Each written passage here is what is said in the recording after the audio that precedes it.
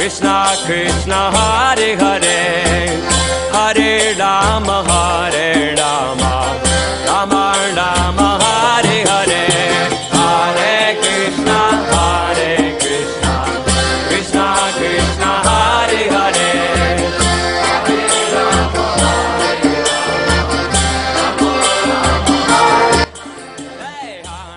ते वासुदेवाय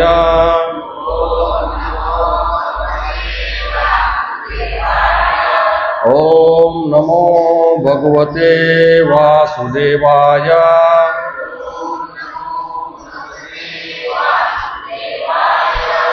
ओम नमो भगवते वासुदेवाय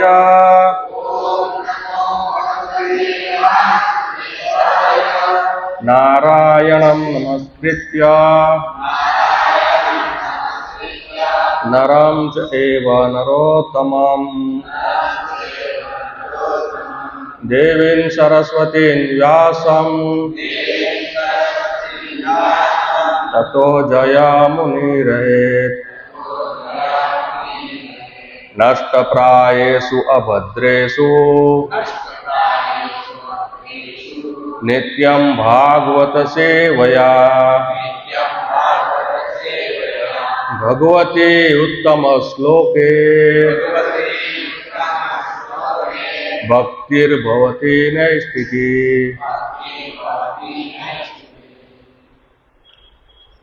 भगवद गीता तेना मूल रूपे अध्याय 2 श्लोक संख्या 28।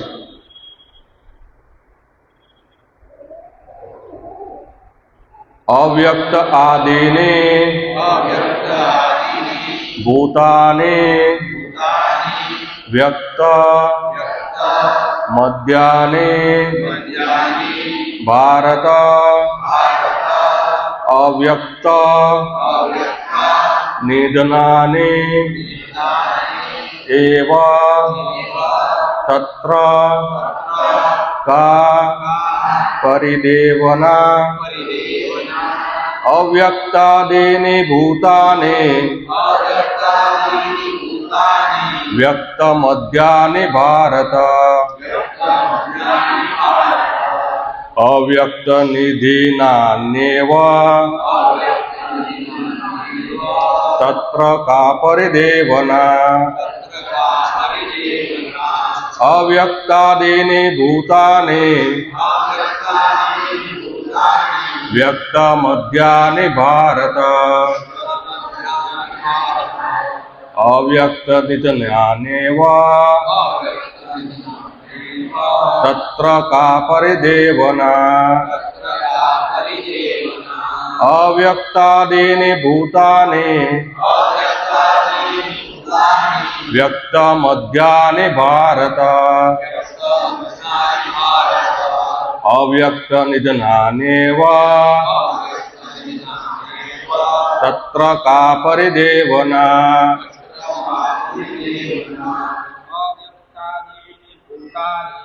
अव्यक्तादीनि भूतानि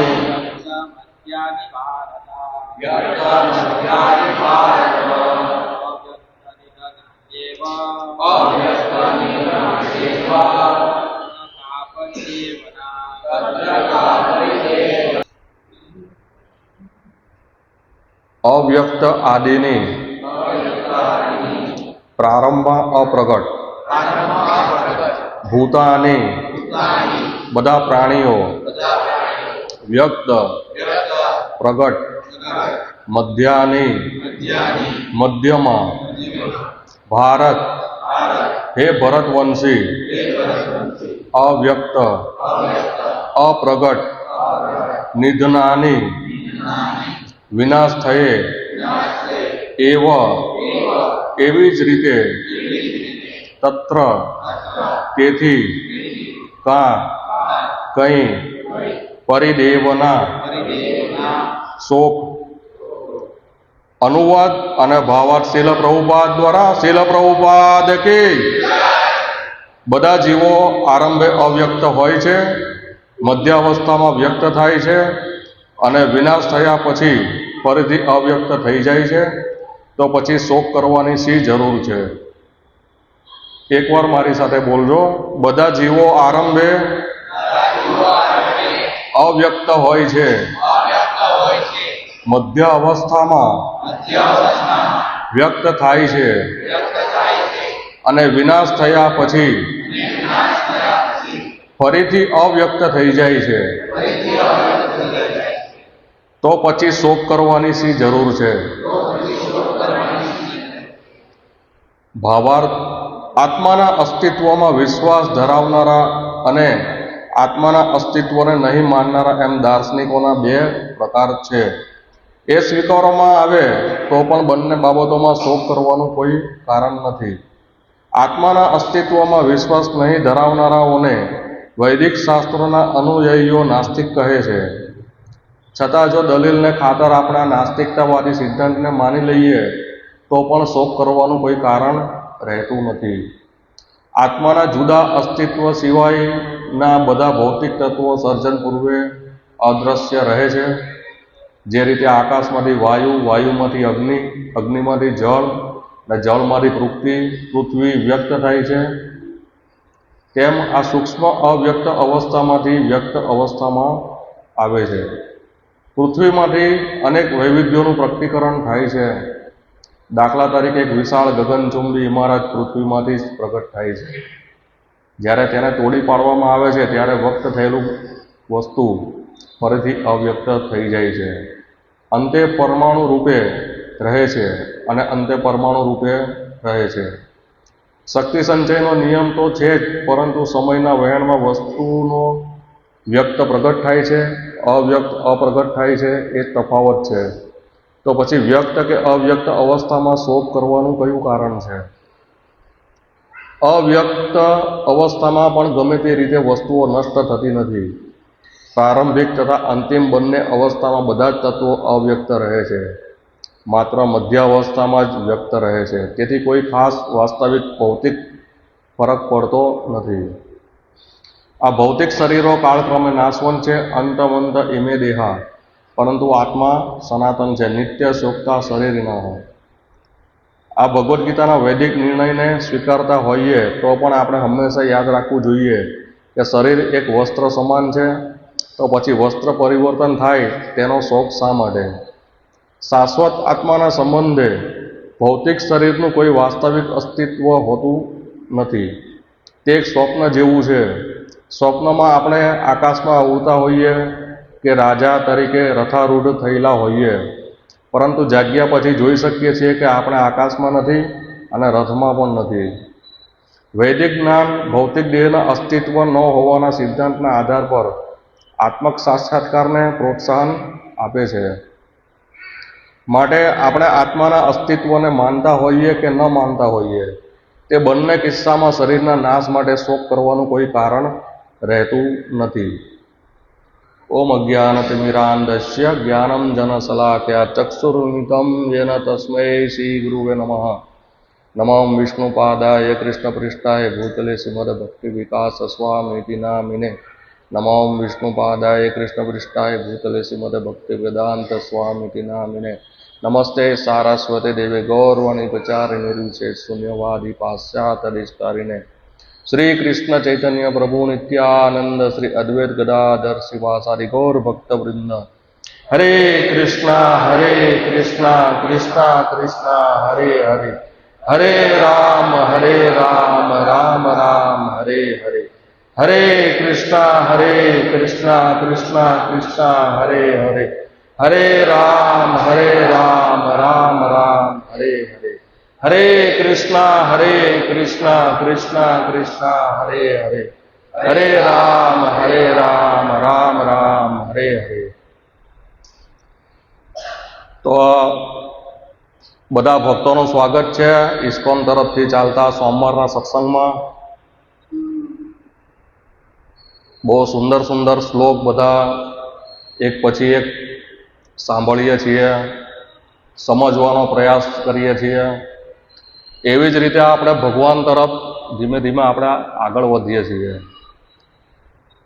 આપણને એવું લાગે આપણે અહીંયા જ છીએ, પણ એક છોકરું હોય બરાબર, એની ઉંમર વધતી હોય, માતા પિતાને ખ્યાલ નહીં આવે પણ બીજાને ખ્યાલ આવે કે આ છોકરાની ઉંમર હવે વધે છે, બરાબર, છોકરા મોટા થઈ ગયા, એવી રીતે આપણને ખ્યાલ નહીં આવે પણ ભક્તિમાં આપણી પ્રગતિ થાય છે. ધીમે ધીમે જેમ જેમ આપણો સમય કૃષ્ણ ભાવનામૃતમાં જાય છે, સૂર્ય ઉગે છે અને આથમે છે, બરાબર, એમાં ભૌતિકવાદીઓની આયુષ્ય હણાઈ જાય છે, રોજ એક એક દિવસ ઓછો થાય છે. અને ભક્તો કેવું છે, ભગવાન તરફ આગળ વધે છે. જેમ દિવસ જાય છે એવી રીતે ભગવાન તરફ આગળ વધે છે. તો બહુ સુંદર શ્લોક છે આ. બધા જીવો આરંભે અવ્યક્ત હોય છે, મધ્ય અવસ્થામાં વ્યક્ત થાય છે અને વિનાશ થયા પછી ફરીથી અવ્યક્ત થઈ જાય છે. તો પછી શોક કરવાની શી જરૂર છે?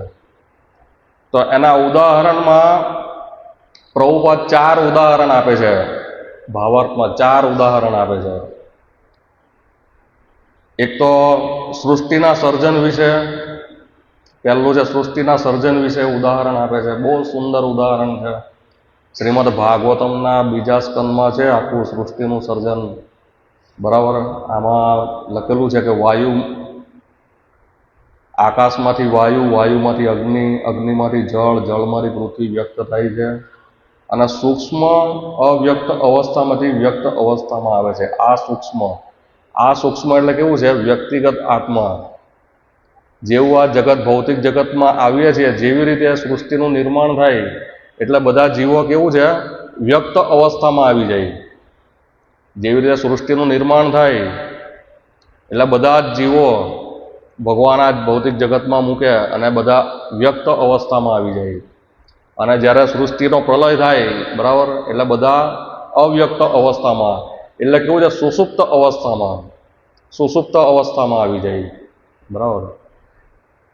બીજું ઉદાહરણ છે એ જ પૃથ્વીમાંથી, જે આ 5 તત્વોની બનેલી પૃથ્વી છે, બરાબર.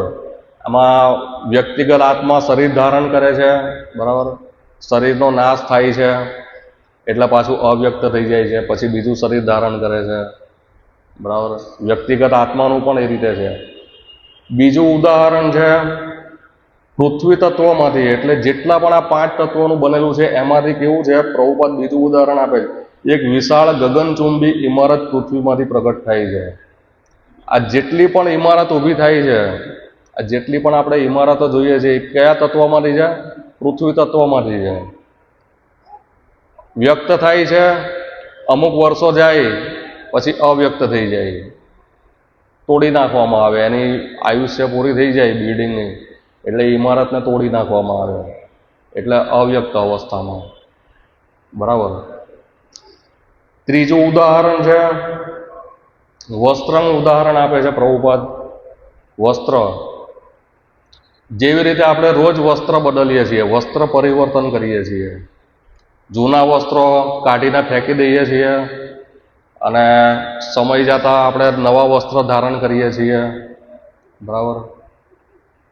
નવા વસ્ત્રો ધારણ કરીએ છીએ, જૂના વસ્ત્રો જતા કરી દઈએ છીએ. વસ્ત્ર પરિવર્તનનું ઉદાહરણ આપે.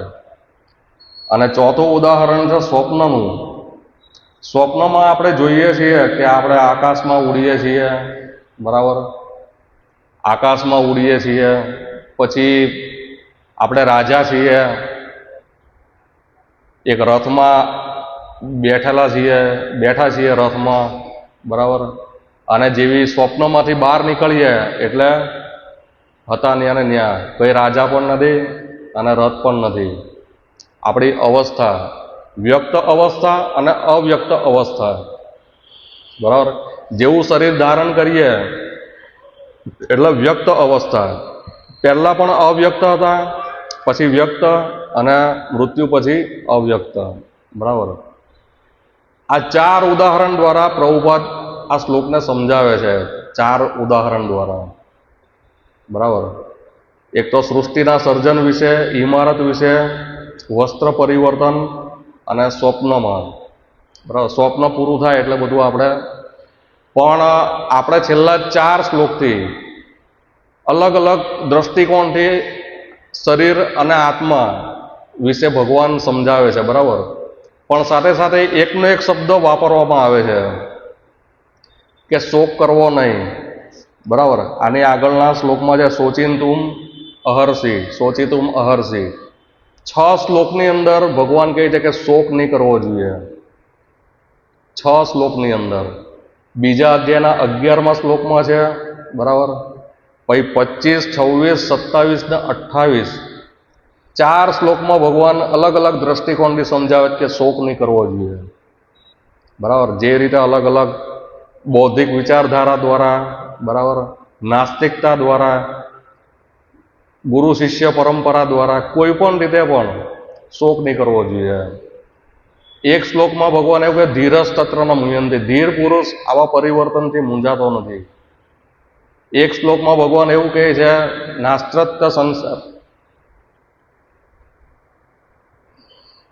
માત્રા સ્પર્શાસ્તુ કોંતે શીતોષ્ણ સુખદ આગમાં પાયનું ત્યાં સ્થાન તિતિક્ષસ્વ ભારત, સ્થાન તિતિક્ષસ્વ, આને સહન કરતા શીખવું જોઈએ. બરાબર. 2 શ્લોક એવા ધીરજ તત્રના મુહ્યંતિ, અને એટલે ધીર પુરુષ આવા પરિવર્તનથી મૂંઝાતો નથી. અને બીજું છે કે સહન કરતા શીખવું જોઈએ, બીજા અધ્યાયના 14મા શ્લોકમાં.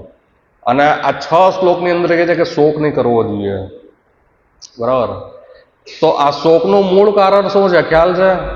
શોક, આપણને શોક શા માટે થાય છે? જેવી રીતે આ શરીર છૂટી જાય, વ્યક્તમાંથી અવ્યક્ત થઈ જાય, બરાબર, કોઈ રોગ થાય આપણને તો પણ આપણને શોક થવા મળે કે આ શરીર છૂટી જશે અથવા છૂટી ગયું છે, બરાબર, તો પણ આપણને શોક થાય. આ શોકનું મૂળ કારણ કેવું છે? અજ્ઞાન છે. આપણે આ સમજતા નથી, બરાબર. અને ભૌતિક જગતમાં આપણી આસક્તિના કારણે આપણને શોક થાય છે. આપણે ભૂલી જઈએ આપણે શરીર નથી, આત્મા છીએ. અને આ ભૌતિક જગતના અલગ અલગ દ્રષ્ટિકોણથી જે પ્રભુપાદ જે સમજાવે છે, બરાબર, આ શરીરથી એટેચમેન્ટ છે આપણું, બરાબર, આસક્તિ છે. ફેમિલી સાથે આસક્તિ છે, બરાબર. અલગ અલગ રાજ્ય દેશ સાથે આસક્તિ છે. બહુ બધી આસક્તિઓ છે. આપણને અંદાજો નથી આવતો કે આપણે કેટલી આસક્તિમાં છીએ, બરાબર. આ આસક્તિને લઈને કોઈ વસ્તુ જ્યારે આપણેથી છૂટી જાય ત્યારે એનો આપણે શોક કરીએ છીએ, અને જે વસ્તુ નથી એની આપણે ઈચ્છા કરીએ છીએ. આ બધા દુઃખોનું મૂળ કારણ છે. એક શોક કરીએ છીએ અને પ્રાપ્ત કરવા માટે ઈચ્છા કરીએ છીએ. એટલે જેટલી પણ વસ્તુ ભૂતકાળમાં આપણે જે છોડી દીધી છે અથવા છૂટી ગઈ છે, બરાબર, છોડી તો દેતા નથી પણ છૂટી જાય છે, તે વસ્તુનો આપણે શોક કરીએ છીએ. ખ્યાલ આવ્યો? આપણી પાસે કંઈ ધન હોય, ધન જતું રહે તો આપણને શોક થાય ને. જેવી રીતે આ ભાવેશભાઈ પાસે ધન હોય, બરાબર, ઘણું બધું ધન છે, એ ધન જતું રહે એટલે આપણે કે ભાવેશભાઈ ખાલી થઈ ગયા, એટલે શોક કરે બધા. એટલે ધનનું એટેચમેન્ટ હોય આપણું. પછી ફલાણા વ્યક્તિનું એક્સિડન્ટ થાય ને 4-5 વ્યક્તિ કોઈ ફેમિલીના વયા જાય તો પણ આપણે શોક કરીએ કે ફલાણા વ્યક્તિમાં 2-3 જણા રહી ગયા, 5 જતા રહ્યા, શોક કરીએ. ભૌતિક જગતમાં શોક કરીએ છીએ. એટલે આ શોકમાંથી કેવી રીતે નીકળવું એના વિશે પણ શ્રીમદ ભાગવતમમાં બહુ સરસ લખેલું છે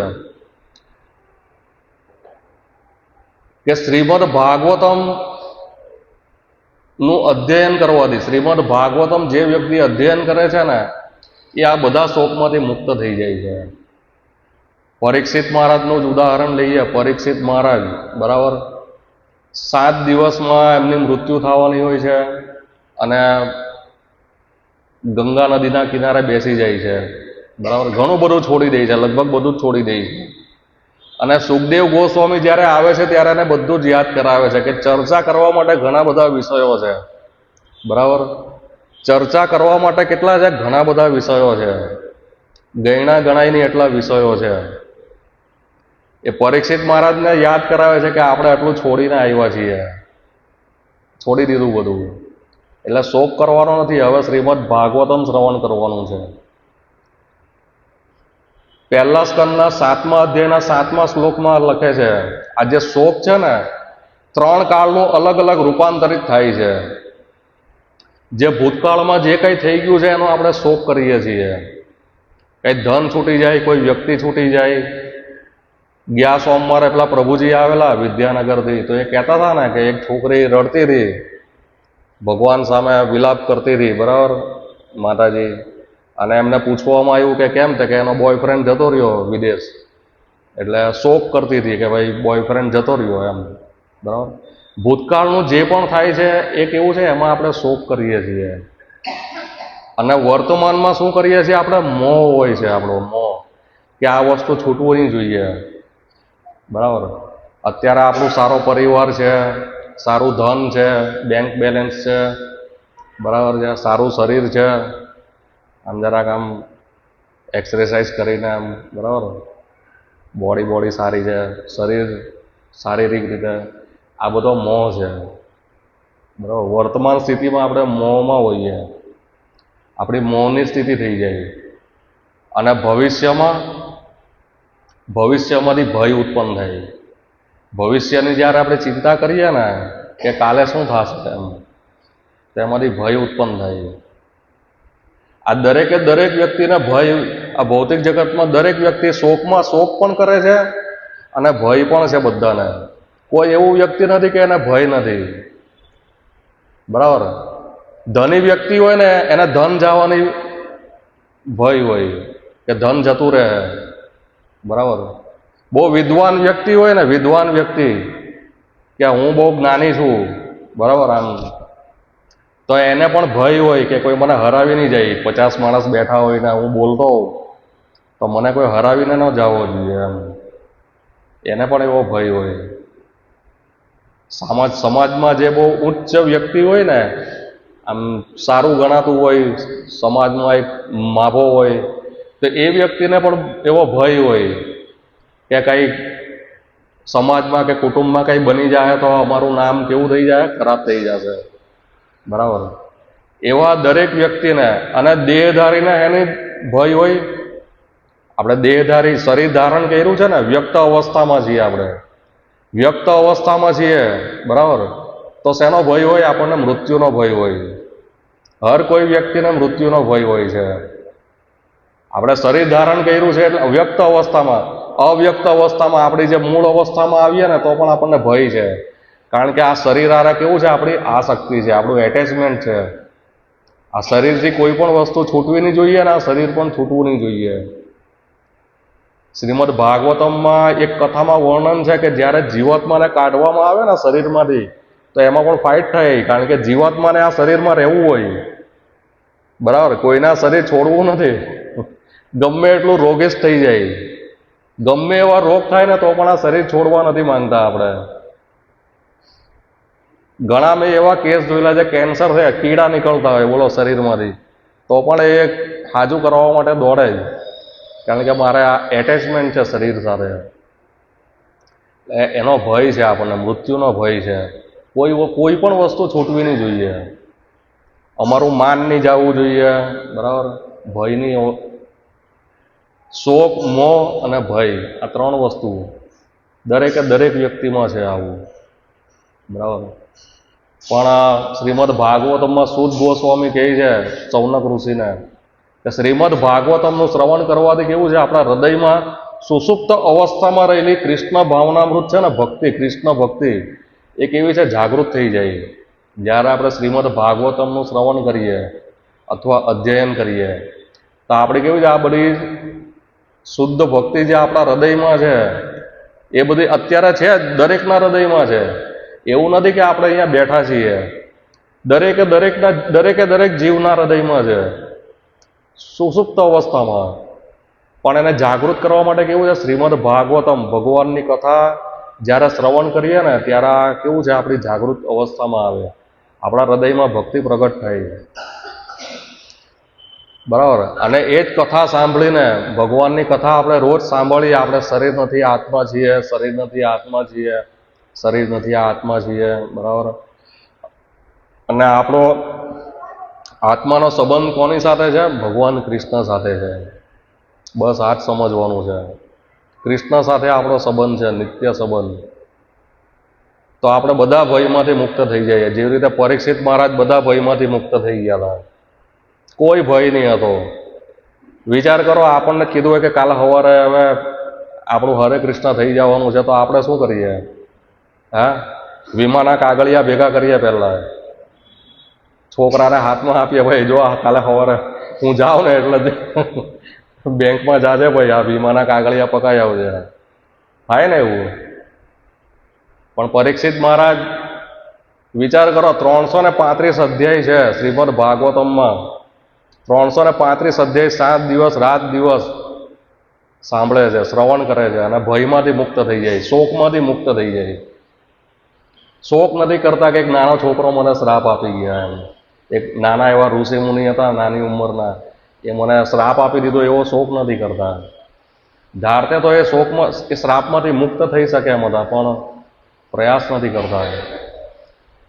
બરાબર? એટલે એવી અવસ્થા છે જે આપણે રોજ શ્રવણ કરશું ને, રોજ રીડિંગ કરશું શ્રીમદ ભાગવતમ, ભગવદ્ ગીતા, તો આપણે રોજ આપણું હૃદય શુદ્ધ થશે અને કૃષ્ણ ભક્તિ આપણા હૃદયમાં પ્રગટ થશે. એટલે આપણો પ્રયાસ કેવો હોવો જોઈએ કે રોજ જ ભગવાનના આ જેટલા પણ શ્લોક છે કીધેલા, એ આપણે રોજ અધ્યયન કરવા જોઈએ, રોજ જ સાંભળવા જોઈએ, રોજ વાંચવા જોઈએ. હરે કૃષ્ણ મહામંત્ર રોજ કીર્તન કરવું જોઈએ. દરેકે દરેકના ઘરે કીર્તન થવું જોઈએ. બધા જ ભક્તો માળા કરવા જોઈએ.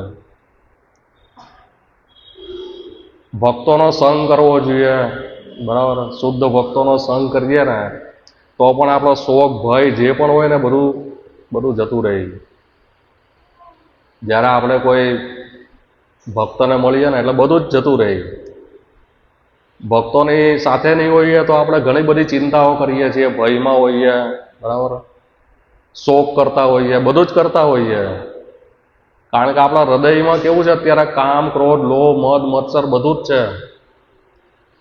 બરાબર? એ બધું જ્યાં સુધી છે ને ત્યાં સુધી બધું કેવું છે? આપણે ભક્તિ શુદ્ધ રીતે નહીં કરી શકીએ.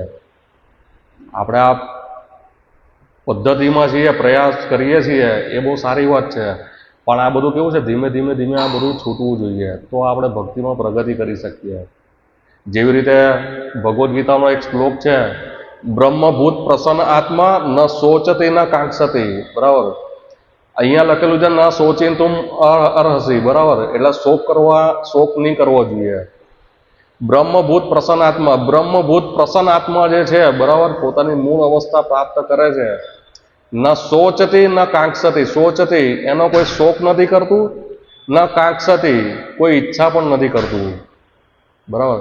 સમ સર્વેષુ ભૂતેષુ, દરેક જીવાત્માને એક સમાન જોવે છે કે દરેકે દરેક કૃષ્ણ ભાવનામૃત છે, બધા જ ભગવાનના અંશો છે. બરાબર? આ જગતમાં જેટલા પણ જીવો છે બધા ભગવાનના અંશ છે. એવી રીતે સમ સર્વેષુ ભૂતેષુ મદ ભક્તિ લભતે પરામ, ત્યારે ભક્તિની શરૂઆત થાય. બરાબર? એટલે આપણે સતત પ્રયાસ કરવો પડશે. સતત એટલે સતત આપણો પ્રયાસ શરૂ રાખવો પડશે. સત્સંગમાં આવવું, ભક્તોનો સંગ કરવો, સેવા કરવી. બરાબર? ફેસ્ટિવલમાં ભાગ લેવો. એવી રીતે આ ઉત્સાહ પણ મળશે આપણને ભક્તિમાં, અને આપણે બહુ અદ્ભુત આનંદથી આનંદ પ્રાપ્ત કરીને ભગવાનની સેવા કરીશું. બરાબર? એ આપણું જે, અને ધીમે ધીમે આપણે કેવું છે, શરીર જ્યારે ત્યાગ કરીએ ત્યારે આપણને કોઈ શોક નહીં થાય, નકર શોક થાય. જે મૃત્યુ પામવાના હોય ને, મેં જોયું છે કેન્સરની હોસ્પિટલમાં જ્યારે બેઠા હોય, બરાબર, તો ડૉક્ટરનું બારણું ખોલે ને ત્યારે જે નંબર બોલે ને, નામ બોલે, આ ભાઈ બોલા, આ ભાઈ બોલા, ત્યારે બધા આમ સામું જોઈને બેઠા હોય. તમે બધા કેમ મારી સામું જોવો છો? એમ ડૉક્ટરની સામું જોઈને બેઠા હોય કે આ મને હારો કરીએ. એમ એટેચમેન્ટ એટલું હોય જબરજસ્ત. બરાબર? તો મૃત્યુ સમયે આપણને શોક નહીં થાય, નકર આપણને શોકમાં ડૂબી જઈશું આપણે કે હવે મારું મૃત્યુ છે. એમ પ્રભુપાદ એકવાર બોમ્બ વિસ્ફોટ થયેલો કલકત્તામાં, તો પણ પ્રભુપાદ ત્યાંથી ગયા નહોતા. એટલા અભય હતા પ્રભુપાદ. બરાબર? એવી અવસ્થા પ્રાપ્ત કરવા માટે આપણે કેવું છે, એટલી ગંભીરતા, સિન્સિયરિટી હોવી જોઈએ. સિન્સિયરિટી એટલે કેવું છે? પ્રમાણિકતા. આપણી જેટલી ગુરુ પ્રત્યે, ભગવાન પ્રત્યે પ્રમાણિકતા હશે ને, એટલી આપણે પ્રગતિ કરી શકીશું. નકર આપણે બહુ જન્મ કરે યદિ શ્રવણ કીર્તન અનેકાનેક જન્મો સુધી આપણે શ્રવણ કરશું, કીર્તન કરશું, બરાબર, પણ એ મનોરંજન જેવું થશે જો આપણે ભક્તિના ગંભીરતાથી નહીં લઈએ. બરાબર, 16 માળા નથી કરતા, બરાબર, સવારે વહેલા નથી ઉઠતા 4-5 વાગે, દિવસ ઉગ્યા પહેલાં રીડિંગ નથી કરતા, દર રવિવારે રજા હોય ને ફ્રી હોઈએ તો આપણે સેવામાં નથી જતા, તો પણ બરાબર આપણને કેવું છે એવું વિચારીએ કે જ્યારે વાનપ્રસ્થ અવસ્થા આવશે, માનો કે 50 વર્ષ પછી જ્યારે આપણે ફ્રી થઈશું ને ભક્તિ કરીશું, બરાબર, તો એવો સમય ક્યારેય નહીં આવે. એવો સમય ક્યારેય નહીં આવે. પેલા એક ભક્તિ સિદ્ધાંત સરસ્વતી ઠાકોર એક કથા કહે છે, પેલા કૈલાસભાઈની, નારદ મુનિ જ્યારે મળવા આવે છે, બરાબર, એની જેવું થાય છે. જ્યારે નાના છોકરા હોય આની જેટલા, કૈલાસભાઈ, અને નારદ મુનિ ભગવાનને પ્રાર્થના કરે છે કે હું કોઈ જીવને ભગવત ધામ લઈ આવું, તો ભગવાન કે રવા દે, નહીં આવે તો પણ નારદ મુનિ પ્રયાસ કરે છે. એ કૈલાસ, એક નાનો છોકરો રમતો હોય, નામ પૂછે છે, કૈલાસ નામ છે એનું, તો ભગવત ધામ આવવું છે? કે હા આવવું છે મારે ભગવત ધામ, પણ એ કે મારે હમણાં ભણવાનું છે, એ થોડુંક ભણી લઉં ને પછી આપણે આવું એમ. અત્યારે મમ્મી પપ્પાએ બહુ ફી ભરી છે સ્કૂલની, એટલે હમણાં ભણવા દઉં, પછી થોડોક સમય થાય ભણી લઈ. એટલે પાછું આવે કે ભાઈ કૈલાસ, નારદ મુનિ પાછું પૂછે છે કૈલાસને કે ભાઈ આવવું છે ભગવત ધામ, બેક ટુ ગોડ હેડ? તો કૈલાસ કે હા આવવું તો છે, પણ હમણાં ભણી લીધો છું અને ખર્ચો પણ મમ્મી પપ્પાએ બહુ કર્યો છે, એટલે હવે નોકરી લાગી છે, બરાબર, થોડી ઘણી નોકરી કરીને વળતર આપી દઉં મમ્મી પપ્પાને, તો પછી હું આવવા તૈયાર છું એમ. નારદ મુનિને કહે છે કે હવે હું આવવા તૈયાર છું, કંઈ વાંધો નહીં. તો નારદ મુનિ કે કંઈ વાંધો નહીં. થોડોક સમય પછી આવે તો હવે કે નોકરી થઈ ગઈ? એ કે હા, હું ધન ઘણું બધું કમાયો, બરાબર, તો હવે આવું છે ધન વળતર? એ કે ના, હવે ધન તો આવી ગયું છે, પણ હવે મેરેજ કરવાના છે. મમ્મી પપ્પા કહે છે મેરેજ કરી લો, બરાબર, તો મેરેજ કરી લો, કાંઈ વાંધો નહીં, મેરેજ કરી લો ભાઈ. તો લગન બગન થઈ જાય છે, અને થોડોક સમય પછી આવે છે નારદ મુનિ પાછા, આવું છે ભગવત ધામ, બેક ટુ ગોડ હેડ? તે કે હા આવે, પણ એ કે આવા છોકરાઓ છે, 2 છોકરા છે મારા, મમ્મી પપ્પા ગઢા થઈ ગયા, હું કેવી રીતે આવું ભગવત ધામ? થોડાક દિવસ થોપી જાઉં ને એમ, થોડાક દિવસ થોપી જાઉં. એ કે હું તમને રોજ યાદ કરું છું, પણ થોડાક દિવસ થોપી જાઉં. નારદ મુનિ કે કાંઈ વાંધો નહીં. ઘણો સમય થોપી જાય છે, અને પાછા નારદ મુનિ જ્યારે આવે છે કૈલાસના ઘરે, કૈલાસભાઈના ઘરે, કેમ છે ભાઈ કૈલાસભાઈ, આવું છે ભગવત ધામ, બેક ટુ ગોડ હેડ, ભગવાનના ધામમાં ચાલો? એ કે હા આવું છે, પણ જ્યારે જોયું ને કૈલાસભાઈને ટાલ પડી ગઈ હોય, મોઢામાં દાંત વયા ગયા હોય, પેલા 2 છોકરા હતા, 4 છોકરા થઈ ગયા, 2 આ બાજુ બેઠા, 2 આ બાજુ બેઠા. નારદ મુનિ કોઈ આ કેમ ચાલો ભગવત ધામ? એ કે ના પ્રભુ, થોડી વાર થોભો. એ કે આ છોકરા બોકરા પરણાવ્યા ને એ બધું કર્યું, આવે છોકરા મોટા થઈ ગયા, 2 છોકરા, આ 2 છે એ મોટાના છે, 2 છે એ નાનાના છે, આ રમાડવાના હાચવવાના છે મારે, બરાબર, હમણાં નહીં અવાય. કે છોકરાના લગ્ન કર્યા હતા, 2 છોકરાના, છોકરા બહુ ફાર્મ રાખ્યું હતું, અંગૂર રબડી રાખી હતી, બરાબર, હમણાં અવાય એવું નથી. એ કે આ તો બધું ચાલ્યા કરવાનું. નારદ મુનિ કે રવા દો. એ કે ના, હમણાં છોકરાઓએ લોન હોત લીધી છે, એટલે હમણાં અવાય એવું નથી. છોકરાઓએ લોન લીધી છે, હમણાં અવાય એવું નથી, થોભી જાવ થોડાક દિવસ. એ કે ના, નારદ મુનિ બહુ સમજાવે છે, તો પણ નથી સમજતા. કંઈ વાંધો નહીં, છોડી દે છે કૈલાસને. પછી અમુક સમય પછી પાછા નારદ મુનિ આવે છે, તો કૈલાસભાઈ તો હોતા નથી, ફોટો હોય અને હાર ચડાવેલો હોય. આવી હાલત છે આપણી. છેલ્લા સમયે પણ આપણને સમય નથી મળવાનો. આપણે એવું વિચાર કરશું કે આપણે છેલ્લી બોલે છક્કો મારીને હરે કૃષ્ણ બોલીને ભગવત ધામ જતા રહીશું, એ વસ્તુ નહીં બને.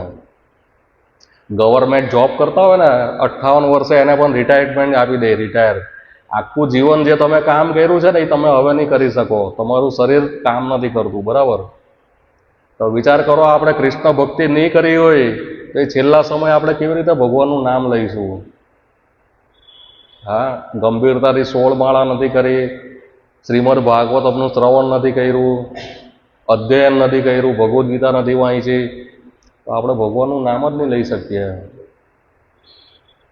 એટલે બહુ મહત્વનું છે, બરાબર? કૃષ્ણ ભક્તિ બહુ મહત્વની છે, મનુષ્ય જીવનમાં બહુ એટલે બહુ મહત્વની છે. પેલું હોટલ જેવું થાય, હોટલમાં જાય ને પણ ખીચામાં પૈસા નહીં હોય ને તો કોઈ લાભ નહીં લઈ શકે, બરાબર? પણ આ લોભી વ્યક્તિ હોય ને, પૈસા વાપરે નહીં હોટલમાં જઈને, એટલે એમને આવતો રહી. પણ જે પૈસા વાપરે નહીં, હોટલનો બધો લાભ લઈ શકે, બરાબર? એટલે આપણા પુણ્ય કર્મ હશે ને તો આપણે પૂરેપૂરો લાભ લઈ જ લેવો જોઈએ. આપણે સત્સંગમાં આવ્યા છીએ, બરાબર? એટલે હોટલમાં જઈને કેમ પૂરેપૂરો લાભ લઈ લે? પેલું અનલિમિટેડ હોય ને તો અનલિમિટેડ ચાલવા દે એમ. એવી રીતે અનલિમિટેડ ભક્તિ કરો, કોઈ લિમિટ નહીં. એવી રીતે આપણે ભગવાનની સેવામાં પણ લાગેલા રહીએ, બરાબર? તો આપણી ભક્તિમાં ખૂબ પ્રગતિ થશે. નકર આપણે ક્યાંય જતા રહીશું, માયાની એક ઝાપટ પડે ને આપણી માયાની, એટલે તરત આપણે ક્યાંના ક્યાં જતા રહીશું. જરાક આપણામાં હું આવી જાય ને એટલે તરત જ ભગવાન ઉચકીને ફેંકી દે સાઈડમાં, જાઓ. પેલો જંગલનો રાજા હોય ને, આમ સિંહ આમ કેવો આમ ફૂલીને ચાલતો હોય, આમ હું જંગલનો રાજા છું એમ. બધા જનાવરને પૂછે હું કોણ છું? તમે રાજા છો. એટલે જ્યારે હાથીની સામે આવે ને, હાથીની સામે હવે કોણ છે ભાઈ રાજા? એટલે આમ હોંડમાં ઉચકીને આમ કરીને આમ ફેરવીને આમ જવા દે ખૂણામાં. એટલે એવું થાય આમ. એટલે માયાની સામે જ્યારે આપણે આવીએ ને ત્યાં માયા આપણને ઉચકીને ફેંકી દે. 84 લાખ યોનિઓમાં કૂતરા, બિલાડા, ગાય, ગધેડા બધું જ બનવું પડે. અને પાછું એ જન્મ મૃત્યુ જરા વ્યાધિ, જન્મ મૃત્યુ જરા વ્યાધિ, દુઃખ દોષાનું દર્શનમ, બધે જ આવા દર્શન થશે 84 લાખ યોનિઓમાં. જન્મ, મૃત્યુ, જરા, વ્યાધિ, બરાબર? વ્યાધિ, જરા, ગટપણ બધી યોનિમાં છે, એવું નથી મનુષ્યમાં છે. આમાં તો આપણને થોડીક લાકડી મળશે, બરાબર? ખુરચી મળશે બેસવા માટે, સોફો મળશે. બીજી કોઈ યોનિમાં આ બધી સગવડ નહીં મળે. એમનામ જ આટા મારવાનું. જરા, વ્યાધિ, રોગ, આ જેટલા પણ રોગ છે ને બધા યમરાજના પુત્રના પુત્ર છે, બધા યમરાજના પુત્ર છે. બધું કવર કરવા જ આવે, બધું લઈ લે. રોગ પણ બધું લઈ લે. જ્યારે રોગ આવે ને બધું લઈ લે, ખાલી કરી નાખે માણસને. આ શરૂઆત થઈ જાય, યમના દૂતો આવે તો બધું જ લઈ લે. જ્યારે શરીર છૂટી જાય એટલે બધું જ છૂટી જાય. પણ આ જેટલા પણ રોગ છે ને એ પણ આ બધું, આ જે કોરોનાના બધા રોગ આવે ને એ પણ બધા યમરાજના પુત્ર છે. આ બધું ખાલી કરવા માટે જ આવે બધું. આપણે પણ નીકળી જઈશું આમ, આપણને ખબર નહીં પડે ક્યારે આ બધું થઈ ગયું એમ.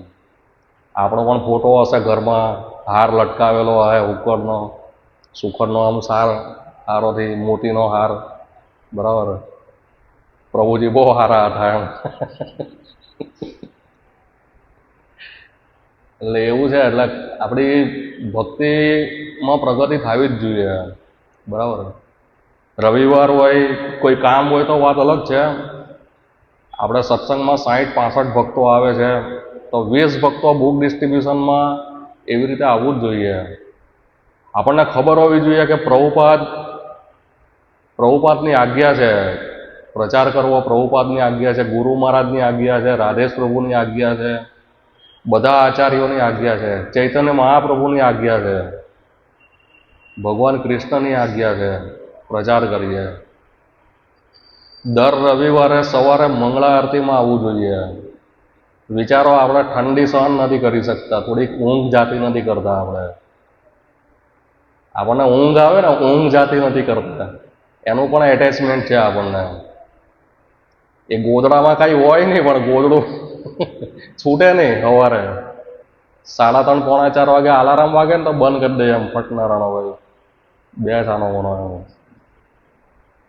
પણ ઉઠી જવું જોઈએ. મંગળા આરતીમાં બધા જ ભક્તોએ આવવું જોઈએ. મંદિર તો દૂર નથી, મંદિર અહીંયા નજીક જ છે. મુંબઈની અંદર સવારે ટ્રેન ઉપડે ને ટ્રેનમાં બધા ભક્તો આવી જાય. બોલો, વિચાર કરો, ઇસ્કોન મંદિર ટ્રેનમાં આવે છે બધા ભક્તો મંગળા આરતી કરવા. આપણી પાસે તો બાઇક છે, બધું જ છે, બધી જ સગવડ છે ભૌતિક જગતની. અમે સ્પેશિયલ એક મકાઈ ખાવા સારું છે ને કામરેજ જતા હતા. પહેલાં અમેરિકન મકાઈ જ્યારે નવી નવી આવી ને 15-20 વર્ષ પહેલાં, 3 રૂપિયાની ને 4 રૂપિયાની મકાઈ મળતી, કામરેજ ખાવા જતા. બરાબર, એ દૂર નથી લાગતું, પણ આ મંદિર દૂર લાગે સવારે, એવું થાય. બરાબર, એટલે મંગળા આરતી કરવા આવો. આપણી સાધના સારી હશે ને તો જ આપણે ભક્તિમાં ટકી શકશું. નકર એવા ભક્તો જોયેલા છે. બરાબર, હું દેવ દામોદર પ્રભુ આ છે જ 3-4 ભક્તો કે રાત દિવસ ભગવત દર્શનના મેમ્બર બનાવતા હતા. રાત દિવસ 1,000 ભગવત દર્શનના મેમ્બર બનાવતા, પહોંચાડતા હોત પાછા, એવું નહીં બનાવતા. આટલી ભગવત દર્શન ઘેરે ઘેરે પહોંચાડતા. ભક્તિમાં નથી, કારણ કે સાધના નહીં હતી.